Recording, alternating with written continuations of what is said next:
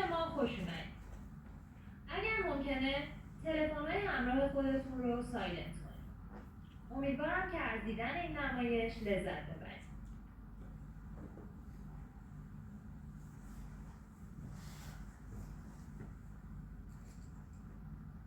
آلیس همسری داره به اسم پول. آلیس و پول حدود 20 ساله که با هم زندگی میکنن. اونا فرزندی ندارن. آلیس پزشک و پول مدتیه که بیکار شده.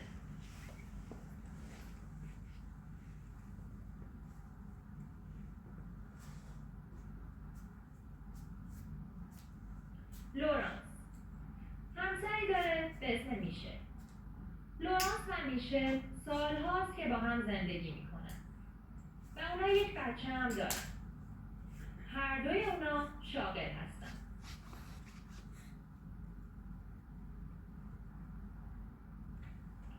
میشل و پول سالهاست دوستان صمیمی هستن و به همین خاطر آلیس و لورانس هم با هم صمیمی شدن. روابط اونها بر پایه حقیقته. تمام حقیقت.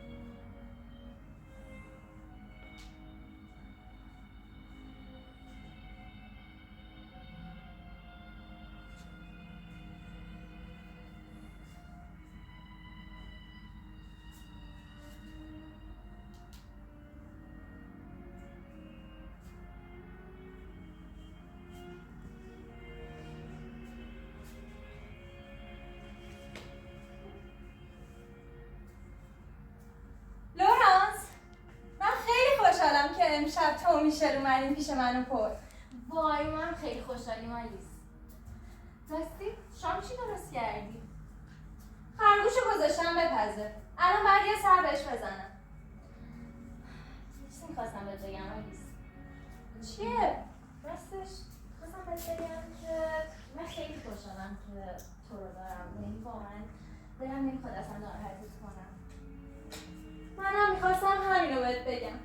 منم دقیقا همین حس و نسبت به تو دارم. تو بهترین دوست منی لورانس. اصلا دوست ندارم ناراحتی تو ببینم.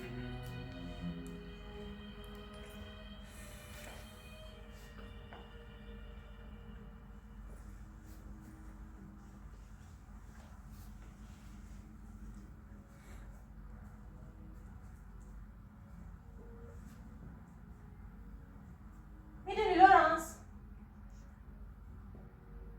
من فردا یه جلسه مهم کاری دارم. برای همینم بود که میخواستم مهمونی امشب رو کنسل کنم.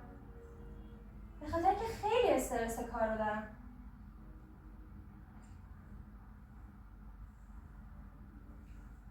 ولی در واقع حقیقت ماجرا این نیست. حقیقت اینجاست که من دیروز میشل رو دیدم تو خیابون. با تاکسی داشتم رد میشدم. میشل منو ندید. اون با یه زن بود. با یه زن دیگه. اون زن لورانس نبود. برای همینم حالم به هم میخوره که امشب تو چشاش نگاه کنم.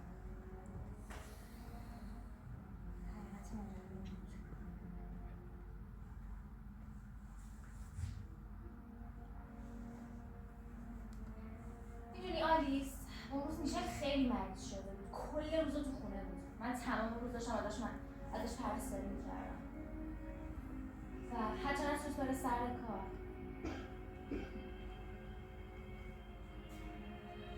ولی حقیقت ماجرا این نیست.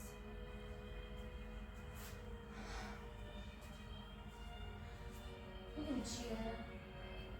میشه اصلا امروز خونه نبود. تمام امروز خونه نبود.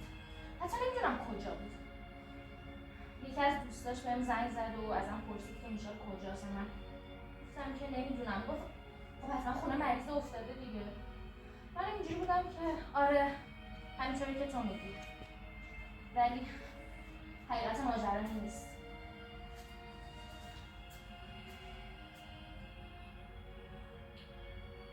به نظر من خیلی طبیعیه که زوجا بعد چند سال از هم دیگه خسته بشن و بخوام به هم خیانت کنن. من اصلا مشکلی با این قضیه ندارم. برای همینم به پل گفتم که اگه بهم خیانت کرده بهم بگه. ولی حقیقت اینه که من از حسودی دارم میمیرم. چون مطمئنم تابستون سال پیش پل به اون سفر کاری تنها نرفته بود. از حرف زدنش معلوم بود. من مطمئنم تو اون سفر کاری پل با یه زن دیگه بود. بهش دروغ گفتم. فقط میخواستم بدونم که من خیانت کرده یا نه.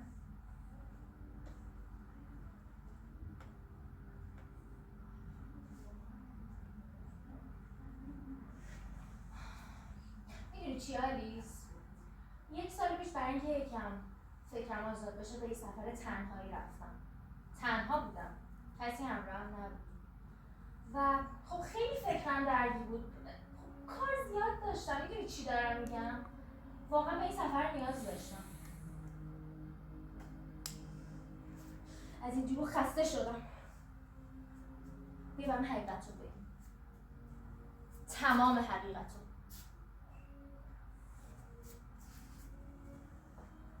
ولی میدونی حقیقت چیه؟ من اصلا تنها به اون سفر نرفته بودم.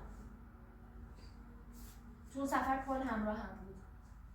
خب جفتمون نمیدونستیم که داریم چی کار میکنیم.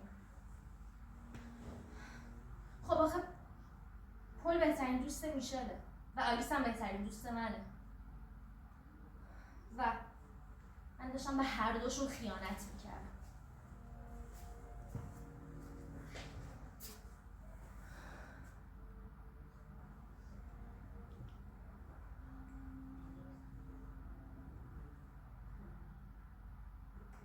اون روز اما آخر هفته ای بود که من و میشه برای اولین بار تصمیم گرفتیم که یه جایی غیر از مطالعه ارزون داخل شهر بریم و اون هفته رو برای خودمون داشتیم. من از این همه دروغ خسته شدم. بیاین حقیقت رو به هم بگیم.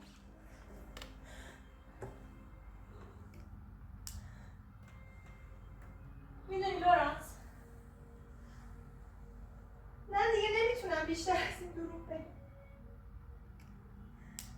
خسته شدم.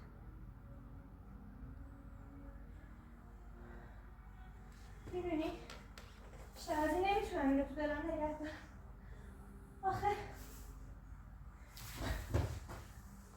پل بهترین دوست میشله و لورانس تو هم بهترین دوست منی. من به هر دوتون خیانت کردم.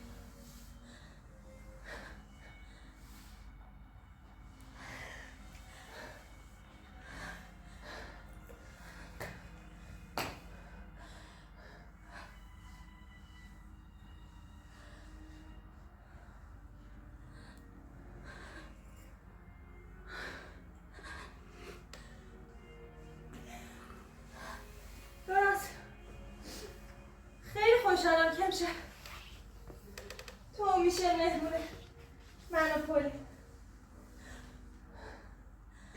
ما هم خیلی خوشحالیم. راستی آلیس شام چی درست کردی؟ خرمیشو گذاشتم بپزه. باید برم یه سر بهش بزنم. راستش یه چیزی میخواستم میخواستم بهت بگم. چیزی شده؟ نه، چی میخواد بشه؟ من میخواستم بهت بگم که تو بهترین دوست منی. من هیچ وقت دارم نمیخواد تو رو ناراحت کنم. من دقیقا همین حسو دارم. تو صمیمی‌ترین دوست منی. منم هیچ وقت دوست ندارم تو رو ناراحت کنم.